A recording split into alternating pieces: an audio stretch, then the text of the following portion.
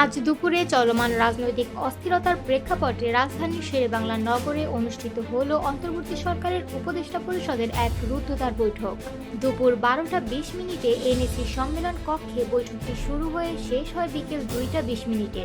বৈঠক শেষে পরিকল্পনা উপদেষ্টা ওয়াহিদ উদ্দিন মাহমুদ সাংবাদিকদের জানান, প্রধান উপদেষ্টা তাদের সঙ্গেই আছেন। তিনি পদত্যাগের কথা বলেননি।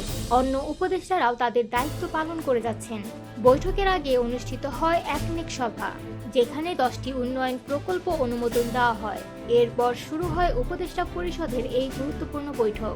পরিষ্কারভাবে বোঝা যায় এটি ছিল শুধুমাত্র উপদেষ্টাদের অভ্যন্তরীণ আলোচনা। বৈঠকে নির্বাচন সংস্কার এবং জুলাই ঘোষণা নিয়েই মূলত আলোচনা হয়েছে বলে জানান রিজওয়ানা হাসান।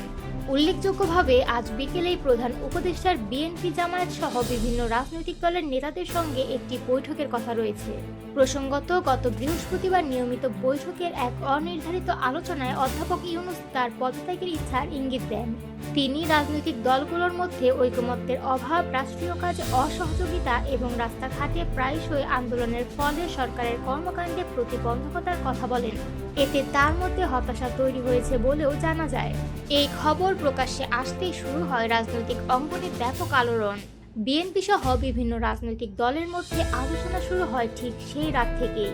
তবে বেশিরভাগ রাজনৈতিক দলই চান না অধ্যাপক ইউনূস পদত্যাগ করুন। তবে তারা স্পষ্ট ও নির্ধারিত নির্বাচনের সময়সূচি চায় অন্তর্বর্তী সরকারের কাছ থেকে।